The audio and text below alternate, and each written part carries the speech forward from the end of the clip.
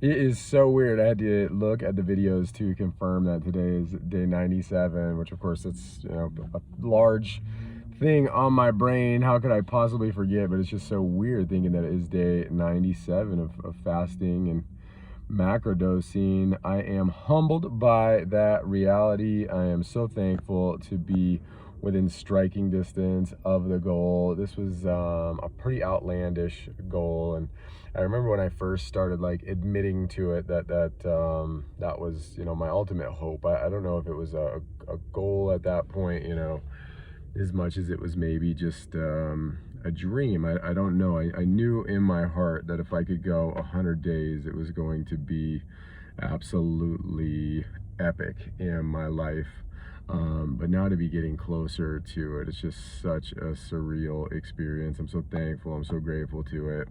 And wanted to basically kind of touch on what the idea was to do this, which I have in the past, but I haven't in a while. Basically been just kind of vocalizing my observations, my experience doing this. But my hope going into this whole deal was to hear the voice of God, was to see the path that I'm supposed to go down, or at least see, places where I can make a difference. And having lost some family members and having responsibility, I wanted to delete. I wanted to quiet down as much as I could and just really, really focus on seeing the best path forward, which I'm so grateful for my life. Even before this, I'm super blessed. But and I think that's part of it. When you are in that situation, I've mentioned this before too, we all are super blessed. Life gives us challenges,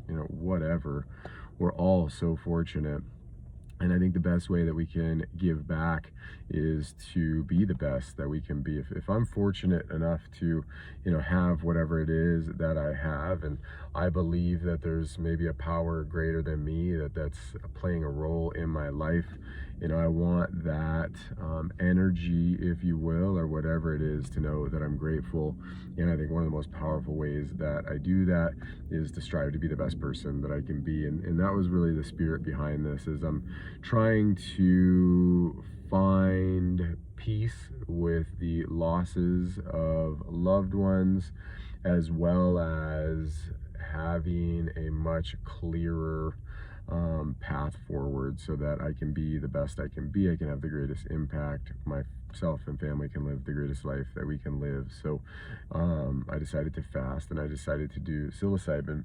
Psilocybin is an interesting substance. I did not do psilocybin for many, many years, not as a teen, not in my 20s.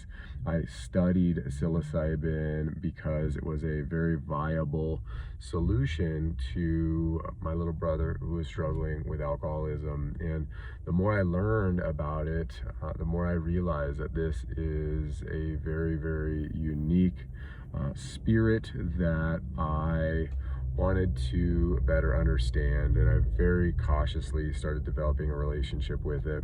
And it took me deep. It taught me some incredible things. I was able to see answers to things, maybe I was toiling with or didn't understand entirely.